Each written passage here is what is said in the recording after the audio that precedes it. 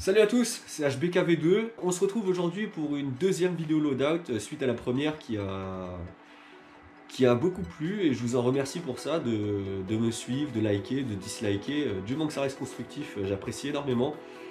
Et j'ai remarqué qu'il y avait pas mal de monde qui avait regardé ce loadout et je me suis dit bah tiens, 2 ans après ce serait peut-être intéressant d'en refaire un deuxième puisqu'il y a beaucoup de choses qui ont changé. Donc il y a certaines choses que j'ai toujours gardées par rapport à la première vidéo, mais beaucoup de choses que j'ai changées. Donc on va voir ça ensemble pour cette vidéo. Au niveau des chaussures, j'utilise toujours les mêmes. C'est des Quechua que j'avais acheté à Decathlon à l'époque pour une petite cinquantaine d'euros. Donc ça fait 2 ans que je les ai. Je joue pas énormément non plus. J'essaye au moins de faire 2 parties par mois. L'hiver, je joue quasiment pas. Elles tiennent super bien. La semelle est toujours intacte. Elles se décollent pas. Elles sont toujours imperméables. Franchement, voilà, rien à rajouter. Comme j'avais dit dans la première vidéo, le seul inconvénient c'est le maintien de la cheville. Mais bon, je fais pas le fou, donc ça suffit largement pour ce que je fais. Je vais pas dans des terrains non plus de dingue. En général, je vais sur desk, briques, holtéateur. Donc voilà, il n'y a pas d'escalade à faire, il n'y a pas de grosse randonnée à faire. Donc ces chaussures-là me conviennent totalement. Si on remonte un peu au niveau des genoux, j'utilise les genouillères, toujours les mêmes aussi de la marque Pentagone que j'avais eu sur Airsoft Entrepôt. Malgré les sangles qui passent autour de la jambe, bah ça me dérange pas plus que ça en fait. Ça serre pas trop et la genouillère est bien maintenue. J'ai un autre modèle de pantalon avec les genouillères intégrées. Je dirais même que je préfère ce modèle-ci avec les genouillères sur le dessus. J'aime bien quand il y a ce maintien autour de la jambe, alors que sur l'autre pantalon ça balade un petit peu. C'est que mon avis personnel, mais voilà, ma préférence se porte pour ces genouillères ici. Si on monte encore un petit peu, j'ai changé de configuration. À l'époque, il me semble que j'avais mon holster qui était sur le côté du gilet ici. Donc c'était pas hyper pratique pour prendre le PA, fallait que je me plie un peu dans tous les sens pour pouvoir le retirer. Donc j'ai fait le choix d'acheter ce porte-plaque, ce porte-cuisse IMI Défense. J'ai changé, sur le côté ici, j'ai changé le mode de rétention. À l'époque c'était un truc où il fallait appuyer avec le pouce sur le côté. Et la réplique sortait, c'était fait pour avoir un Glock avec lampe. Là j'utilise sans lampe, donc j'ai changé, j'ai remis ce petit holster SeaTac qui est compatible avec cette plaque de cuisse IMI Défense. Alors attention, IMI Défense, je l'ai acheté, il me semble, aux alentours de 60-70 euros. Donc c'est quand même un petit investissement, mais qui au final est vraiment top. Je regrette pas du tout parce que quand je suis debout, c'est pile à hauteur du bras. J'appuie avec l'index, je sors, j'ai mon PA, j'ai juste à le remettre dedans. C'est très instinctif, pardon.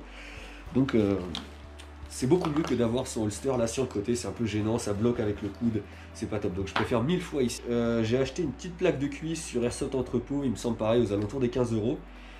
Et j'ai mis 3 face mag pour M4. Alors pareil, j'y reviendrai après, mais j'ai changé les poches taco pour les face mag. Donc voilà, là j'ai 3 chargeurs pareil qui sont à hauteur de bras. Donc tac, j'ai juste à les prendre, à remettre dedans, c'est assez facile, ça bouge pas. Donc c'est nickel. Donc, au niveau du gilet, alors pas mal de choses ont changé puisqu'il y a 2 ans j'avais un gilet qui était vachement épais avec tous les chargeurs que j'avais devant, c'était une dinguerie. J'étais là à dire ouais c'est pas mal, mais en fait c'est super chiant, alors que là ça reste vachement compact. Comme je vous ai dit juste auparavant, j'ai changé, j'ai arrêté les poches taco pour prendre les face mag. Les face mag que je trouve beaucoup plus efficaces puisque sur les tacos ça maintenait bien, mais vous aviez un élastique de rétention qu'il fallait mettre sur le dessus, enlever, prendre son chargeur, remettre dedans, remettre l'élastique pour pas que ça se barre. Ici avec les face mag, juste là vous avez 2 élastiques qui maintiennent en fait ces 2 coques en plastique qui le serrent très très fort, et du coup le chargeur ne bouge pas du tout. Je peux bouger, je peux faire pas mal de choses, les chargeurs bougent pas. Pour l'extraire, je prends, il faut tirer quand même un petit peu, vous entendez le bruit. Pour le remettre, pareil, pas besoin, vous savez des fois avec le tissu, c'est une galère à remettre. Là pareil, vous le mettez dedans, un petit coup dessus, ça bouge pas. Pour preuve que ça bouge pas, maintenant sur ma nouvelle config, donc comme je vous ai dit, je joue avec 9 chargeurs, en comprenant celui qui est dans ma réplique. Donc ça me suffit largement, je suis pas un grand tireur, ça me fait en général la journée. Et encore à la fin de la journée, j'en vide que j'ai pas utilisé. Donc j'ai pas besoin de faire des allers-retours en zone neutre pour mes chargeurs. Donc j'en ai 3 devant, 3 sur la cuisse que je vous ai montré, et j'en ai 2 sur les côtés. Un à l'endroit, ici, et un à l'envers. Preuve de rétention, celui qui est à l'envers, je ne l'ai jamais perdu en partie. Justement, ce face mag permet cette option-là de retourner le face mag et d'avoir les chargeurs en dessous. Sur certains endroits, je trouve ça pratique. J'avais vu ça sur la vidéo de Tonton Jim et je le remercie pour ça, et je pense qu'on est des milliers de joueurs à le remercier. Le fait de le mettre à l'envers, je trouve que c'est vachement pratique. Vous êtes ici, vous maintenez votre chargeur, clac, vous tirez, il vient tout seul. Donc c'est vraiment pratique et ça permet un gain de place aussi au-dessus. Ça veut dire que là, mon bras n'est pas gêné par un deuxième chargeur qui pourrait être sur le côté. À l'époque, j'avais une ceinture classique. Au niveau du pantalon, je l'ai toujours cette ceinture classique puisqu'elle maintient le holster IMI plus la plaque de cuisse qui passe par cette ceinture-là. Et j'ai rajouté par-dessus une ceinture, une sorte de ceinture de combat sur laquelle j'ai une grenade cyclone dont je me sers jamais parce que je trouve que c'est clairement de la merde. J'ai eu plusieurs grenades, Tornado, Cyclone, Chimera, Storm. Celle-là c'est la pire, hein. Franchement j'ai galéré à l'utiliser. Je la trouve jolie donc je l'ai mise ici à titre décoratif. Si on continue de ce côté là, j'ai une poche médic dans laquelle je vais mettre des batteries, de quoi grignoter, pareil, hein, pas grand chose. Mais pour qu'au maximum ça reste assez compact. Donc je peux passer mon bras ici, j'ai pas de gênance. À l'époque ma poche était derrière donc ça gênait un peu plus au niveau du coude. Là j'ai vraiment, je peux faire ce que je veux, j'ai pas de gêne au niveau de ce côté là. De l'autre côté donc j'ai mes chargeur de PA, juste ici. Chargeur de PA plutôt pas mal, même si c'est un peu chiant ce système de lanière. Donc j'en ai 3 ici. Je vais bientôt changer pour avoir les Fastmag PA. Exactement les mêmes que ceux-ci, mais pour les PA. Donc du coup, je pourrais les mettre là sur le côté, ce sera nickel. Ensuite, si on monte un petit peu, j'ai toujours ma sangle qui est juste ici, qui passe par les épaulières ou par les épaules du gilet, je sais pas comment dire, et qui me permettent d'avoir tout le poids de la réplique qui est maintenu sur le gilet et pas sur ma nuque. Très important puisque mes répliques sont pas hyper lourdes, mais même hein, quand vous trimballez entre 2,5 et 3 kg toute la journée autour du cou, à un moment ça fait mal. Là avec ce système, je ne ressens aucune gêne. Ça veut dire que la réplique est maintenue par le gilet et non par ma nuque ou mes épaules. Et c'est vraiment top. À la fin de la journée, j'enlève le gilet, j'ai pas de douleur post-jeu en fait, avec des douleurs dans les épaules ou dans la nuque, donc c'est vraiment super. Hyper facile, hein, ces sangles là, vous les séparez en deux, vous passez par les lanières, vous remettez le scratch ou que sais-je, et c'est accroché. Rien d'autre à rajouter, si j'ai un petit PTT ici, qui est relié dans mon sac à dos, quand j'y mets un Toki, mais c'est assez rare que je joue au Toki, j'aime pas trop, c'est juste vraiment à titre décoratif ici. Voilà, quelques patchs, je dis rien de particulier en plus, j'ai toujours la même dump pouch que j'ai derrière pour y mettre mes chargeurs vides. Je vais pas vous la montrer, hein, ça n'a aucun intérêt de vous montrer une dump pouch. Ensuite, si on continue de monter encore un peu plus, on va passer au niveau de la cagoule. Au niveau de la cagoule, j'ai changé. À l'époque, j'avais une cagoule que j'avais achetée sur Taiwan Gun, il me semble, d'un coloris vachement bizarre. C'était du Cryptek, mais alors je sais plus lequel. Bref. J'ai opté pour celle-ci, qui est une cagoule noire que j'ai achetée sur Airsoft Entrepôt, qui vient me prendre le devant du visage et tout le dessus. Donc vraiment pas mal, assez légère. Alors c'est sûr, quand vous mettez ça en pleine partie, il commence à faire chaud. Mais moi j'aime bien, j'aime pas avoir la grille qui est visible et tout, donc je cache avec ça. Et j'ai pas de problème de buée non plus, j'ai changé de lunettes, j'utilise des lunettes classiques avec un verre transparent. Et j'ai pas de problème du tout. À l'époque j'utilisais un masque grillagé, qui est pas mal aussi, mais c'est chiant en fait pour voir. Parce que dès que vous rentrez dans un bâtiment avec le grillage, c'était vachement sombre. Là avec les lunettes, avec le verre classique, j'ai pas de problème de visibilité ou de buée, j'ai pas du tout de problème. Concernant le masque, je l'ai pas mis en dessous et je l'ai pas non plus, ça a dû être un copain qui a dû repartir avec lors de la dernière partie. J'ai les masques grillagés classiques, cependant j'ai demandé à ce qu'on coupe, vous savez en général le masque classique va prendre toute cette partie là. J'ai demandé à un collègue de couper de manière à ce que le grillage passe sous le nez et qui remonte là sur le côté. Donc en fait j'ai enlevé, vous savez, en général les masques grillagés, il y a un petit côté arrondi qui est pas forcément hyper cool pour épauler. Donc du coup j'ai demandé à ce qu'on le coupe et j'ai plus de problème pour épauler. Alors c'est vrai que j'ai le nez qui est dégagé, qui est à découvert, j'ai quand même ça sur le dessus. Vous prenez une bille dans le nez, bon voilà, ça fouette un peu, ça fait mal, mais je préfère le prendre dans le nez que dans les dents. Donc voilà, c'est hyper pratique, j'ai gagné en confort de jeu.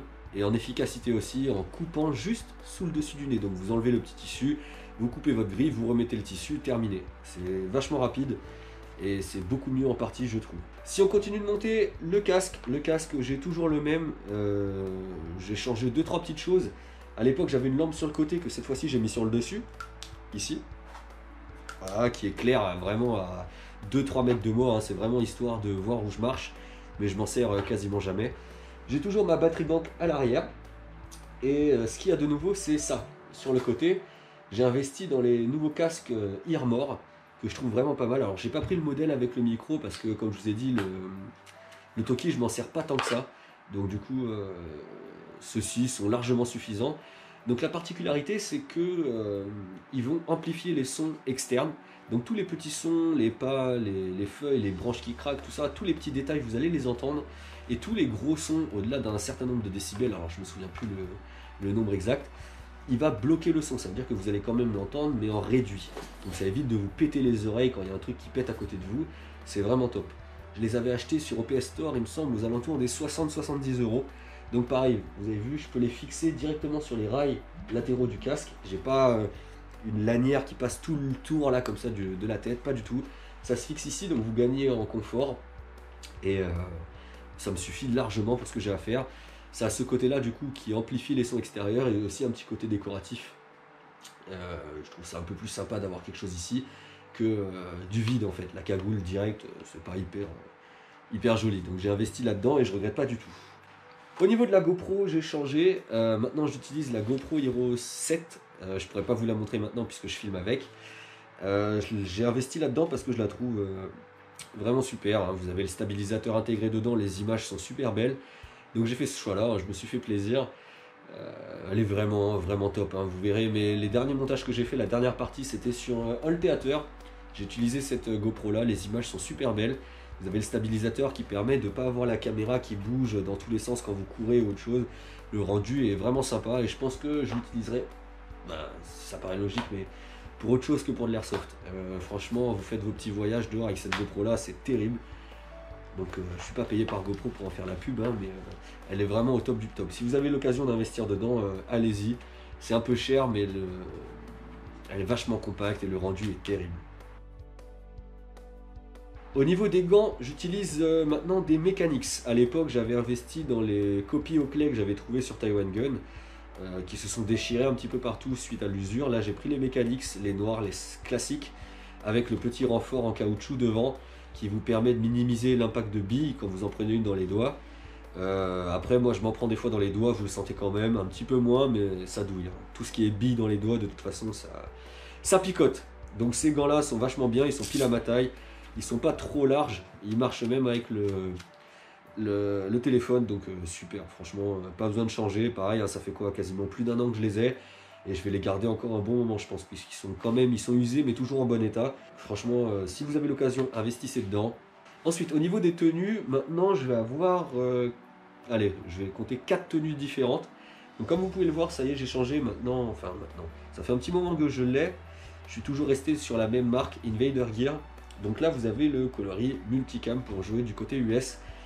Invader Gear, une marque que j'apprécie beaucoup, de par son prix qui est aux alentours des 30-35 euros pour le haut. Et le bas, vous avez le choix entre 40 et 80. 40 sans les genouillères, 80 avec les genouillères. Donc ce modèle-là, c'est sans les genouillères. Le coloris est vachement bien, le tissu est confortable, il gratte pas, il est pas... C'est vraiment un confort de le porter. Après, bon, il y a d'autres marques hein, où vous payez des centaines d'euros plus cher, qui sont aussi beaucoup plus confortables, mais celle-ci, je les trouve vachement top pour le prix et la qualité qui est proposée. Donc j'ai en multicam, pour jouer du côté US, de la même marque, j'ai en coloris Woodland, donc exactement le même, sauf qu'au niveau du pantalon, j'ai pris avec les genouillères intégrées. C'est pour ça que je me permets de comparer les deux, et je préfère largement avec ce type de genouillère que les genouillères intégrées directement au pantalon. Au niveau de la troisième tenue, je reste toujours chez Invader Gear, une tenue full olive. Alors elle est vraiment pas mal, ceci étant, j'ai eu quelques soucis en partie avec ça, puisque beaucoup de joueurs, alors c'est difficile de juger, hein, mais beaucoup de joueurs nous prenaient, parce que un collègue et moi on joue full olive, nous prenaient pour des US. Donc plusieurs fois on s'est fait team kill, parce qu'on était en olive.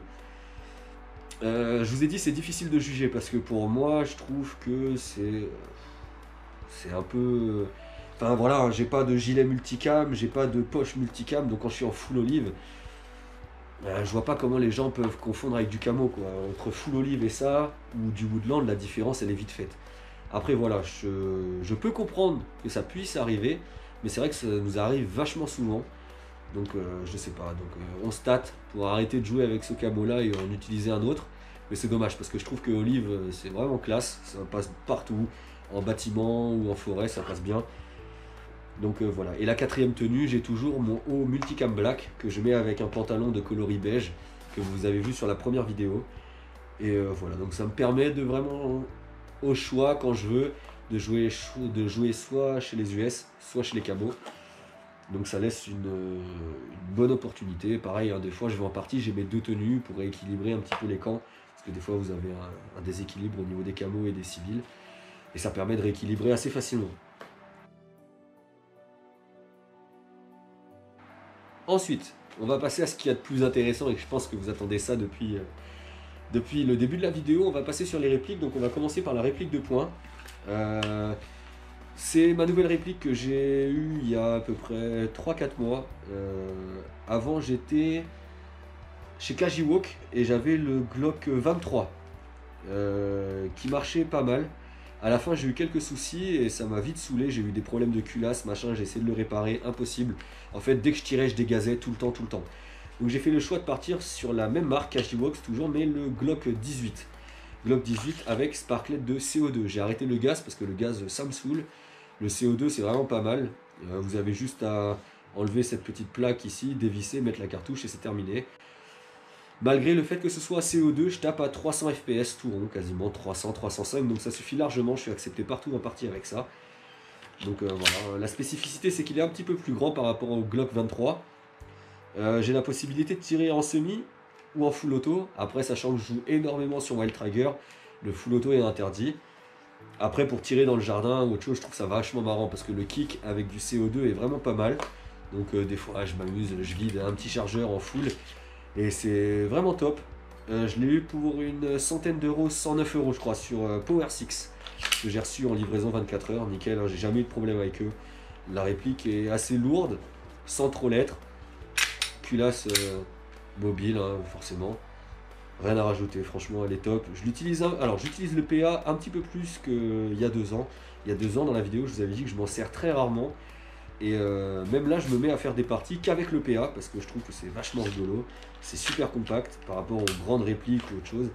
Donc, je regrette pas du tout mon achat.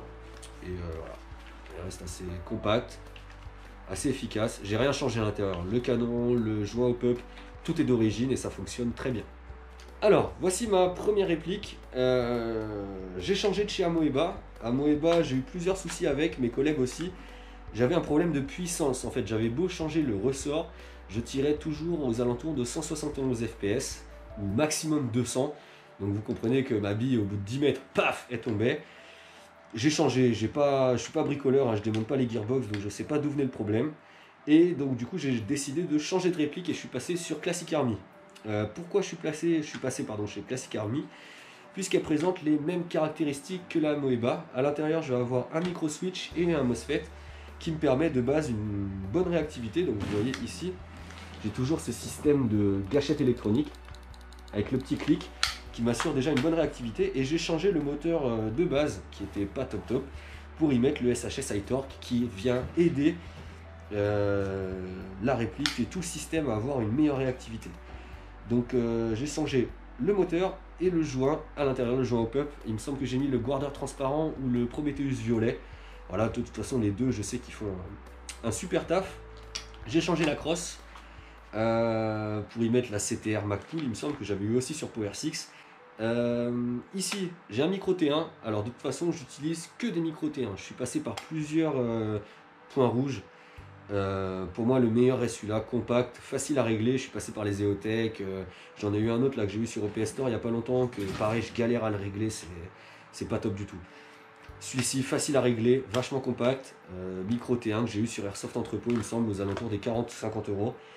Ici j'ai un Ninepec fonctionnel, j'ai refait la peinture dessus, hein, une sorte de tan. Je m'en sers pas parce que le laser est interdit sur les parties Wild Trigger. Et j'utilise déjà une lampe devant, donc celui-ci est vraiment à titre décoratif. De temps en temps, je me sers du laser histoire de pointer une porte ou autre chose, mais voilà, vraiment pas à mettre dans la tête des gens. Ici, j'ai une lampe qui éclaire à 700 et quelques lumens que j'avais chopé sur OPS Store. Au début, j'étais un peu sceptique, je me dis 700, c'est beaucoup, machin. Et en fait, elle est géniale. Si vous avez l'habitude de jouer sur Desk ou d'autres terrains, vous avez des souterrains où il fait vachement sombre. cette lampe là m'éclaire quasiment sur tout le long du souterrain, donc c'est vraiment terrible. J'y ai ajouté de la même marque, alors cette marque c'est Night Evolution, j'y ai ajouté ce petit switch devant, juste là. Donc vous voyez, j'ai deux boutons, un pour la NPEC, un pour la lampe. Ce qui me permet d'avec la petite poignée ici, quand je maintiens comme ça, j'y ai accès directement avec mon pouce. Je suis pas gêné par la lampe, pas du tout, donc c'est vachement pratique. Je la tiens ici et je peux tac tac tac switcher en fonction du bouton sur lequel j'ai envie d'appuyer, soit pour le laser, soit pour la lampe. Sur le côté, j'y rajoute, enfin, il y a toujours ma fixation GoPro qui est là pour mettre la GoPro pour le retour, pour me filmer moi-même. Et devant, j'ai mis un silencieux de la marque, je sais plus laquelle c'est, ASG il me semble. J'ai mis un silencieux traceur qui me permet, dans les terrains assez sombres, avec les billes adaptées, d'avoir des billes phosphorescentes vertes ou rouges. Qu'est-ce que je pourrais rajouter d'autre? Pas grand chose, hein, cette réplique fait largement le taf. C'est ma réplique, alors elle tire aux alentours de 330-335 fps. Donc pareil, j'ai la possibilité d'engager sans distance de sécurité.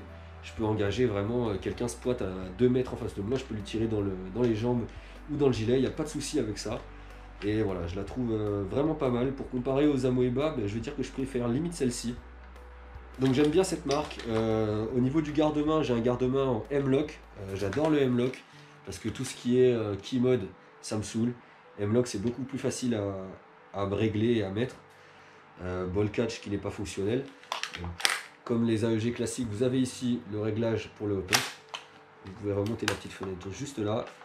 Le bouton de chargeur. Voilà, franchement top du top. Tous mes chargeurs passent dedans. En général j'utilise ceux-là, les ATM. Ça rentre tout seul.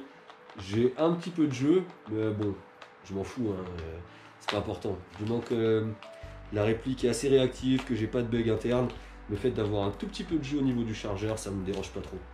Au niveau de la crosse, pareil, j'en ai un tout petit peu, mais vachement léger. J'ai compensé déjà avec un petit peu de scotch, il faudrait que je remette un petit peu. Mais voilà, rien de particulier à dire, elle fonctionne super bien. Et je l'ai eu alors aux alentours de 199 € sur Power 6. Donc je regrette pas du tout cet achat, loin de là. Alors voilà, la petite nouvelle, si vous me suivez sur Instagram, vous avez dû le voir.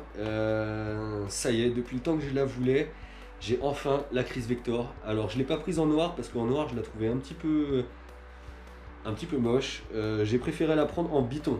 Ça veut dire que j'ai l'avant qui est tan et l'arrière qui est en noir. Alors, je ne vais pas vous refaire tout un explicatif autour de la réplique puisque beaucoup de gens l'ont fait. Donc vous avez toujours cette crosse à l'avant qui est repliable pour avoir quelque chose de très compact. Après, utiliser sa réplique comme ça, c'est pas du tout un truc dont je suis fan. D'ailleurs, je compte bien peut-être à l'avenir changer cette crosse là pour un tube de crosse M4 et rajouter une crosse M4. Ça rajouterait un peu de style sur la réplique. Sur le dessus, comme je vous ai dit sur la première, je reste sur les micros T1 parce que je suis convaincu de leur efficacité et leur confort de jeu. Hein, j'adore. ANPEC fonctionnel ici puisque je n'ai pas d'autre lampe. Donc je me sers de la lampe du PEC pour éclairer. À l'avant, j'y ai rajouté cette poignée un peu moderne qui n'a rien à voir avec les poignées classiques que vous pouvez trouver un peu partout. J'ai préféré mettre celle-ci. Et voilà, hein. Pas grand chose d'autre à rajouter. Pour moi, le plus gros souci que j'ai eu, c'est vrai que la détente, beaucoup de gens disent qu'elle est dure. C'est vrai qu'elle est dure, mais elle est vachement courte. La course de détente est vachement courte. Du coup, ça va, c'est pas non plus hyper chiant. Au niveau du moteur, j'ai changé le moteur interne pour y mettre le SHS High Torque. J'ai viré le moteur d'origine. Et du coup, ça me permet d'avoir de meilleurs cycles. Alors, quand je tartine comme un ouf, des fois, le cycle ne se fait pas entièrement. Et c'est chiant puisque le tir d'après, du coup, il est à moitié foiré. Mais j'ai moins ce problème. Depuis que j'ai changé le moteur, j'ai beaucoup moins ce problème-là. Donc, du coup, c'est top du top. Voilà, hein, je vous refais pas la présentation. Je vous ai dit, vous avez le sélecteur qui est ambidextre, 1, 2 ou full automatique. La sécurité, pareil, qui est ambidextre. Voilà, si vous voulez voir des unboxings sur cette réplique-là, je vous invite à aller voir ceux de Monsieur Chavez Ding. Mais voilà, je ne vais pas vous faire tout ça parce que c'est inutile, il y en a partout. Donc voilà, j'ai rajouté une petite poignée, des petits couvreurs Titan ici pour vraiment augmenter ce contraste entre le tan et le noir. Donc voilà, vraiment super réplique, vachement compact. Elle est terrible de chez terrible. Donc voilà, j'ai craqué pour ce petit bijou là. Et à mon avis, je vais pas changer de réplique avant un moment. Je l'espère parce que sinon ça veut dire que j'ai encore des soucis. Mais voilà, la Classic Army, je l'utilise depuis, allez, je pense une bonne dizaine de parties. J'ai jamais eu de problème avec, j'ai une très bonne réactivité. Celle-ci, même chose, bonne réactivité. Vachement précise aussi. J'ai rien changé à l'intérieur, j'ai même pas changé le joint au pup. J'ai gardé celui d'origine, j'ai juste changé le moteur. Et franchement, top du top. Celle-ci va me servir plus pour tout ce qui est CQB. La Classic Army, bah, pour le CQB aussi, ou la forêt. C'est vraiment en fait selon mon envie. Les deux tapent à peu près à la même puissance, au même nombre de FPS, puisque avec celle-ci je suis aux alentours des 335, 335, 330 comme l'autre. Et sur celle-ci, j'ai un changement de ressort rapide juste là, donc ça veut dire que je peux augmenter la puissance très rapidement. Mes deux bijoux, Grenade Storm, que j'apprécie énormément. Pour moi, ma grenade préférée c'était la Tornado, parce que la Tornado avait un système et une efficacité qui était terrible. L'inconvénient de la Tornado, pour la recharger, il fallait la dévisser, la démonter, remettre les pièces dans le bon ordre. C'était casse-couille, surtout que ça m'est déjà arrivé d'en perdre en partie. Donc c'est vraiment chiant. J'ai eu la Chimera aussi, celle qui se sépare en deux. Pareil, je suis pas fan du tout. Mais alors ceux-là, la Storm, je les ai eu sur Power 6 en réduction, il me semble à 35 au lieu de 70. Donc j'en ai profité direct, hein, j'en ai pris deux. Donc hyper facile, vous avez la goupille qui est ici. Quand vous voulez la recharger, vous appuyez, vous mettez la goupille à l'intérieur, vous chargez en gaz, vous chargez en bille, elle est prête. Vous voulez la jeter, vous enlevez la goupille, vous jetez, et lors de l'impact, la grenade diffuse les billes en 360. Vous pouvez regarder sur ma dernière vidéo de All Theater, je l'utilise très souvent, et ça me permet de nettoyer des pièces ou des couloirs, mais tellement facilement. Je vous conseille d'investir là-dedans, parce que déjà c'est rigolo, d'annoncer grenade, de jeter une grenade, je trouve ça vachement cool. Et c'est vachement utile, c'est super utile. Et voilà, c'est un petit accessoire qui n'est pas du tout à négliger. Voilà, la vidéo est terminée, j'espère que ça vous aura plu. N'hésitez pas à poser vos questions en commentaire si j'ai oublié certaines choses ou si vous avez des questions, n'hésitez pas, j'y répondrai avec grand plaisir. Vos remarques aussi, qu'elles soient positives ou négatives, ça m'aide à avancer. Du moment que ça reste constructif, j'ai pas de problème. YouTube, c'est pas mon métier, ça me fait plaisir de faire ces vidéos, je pense que ça vous fera plaisir aussi. Donc voilà, surtout n'hésitez pas, et du coup on se dit à la prochaine en partie. Ciao ciao.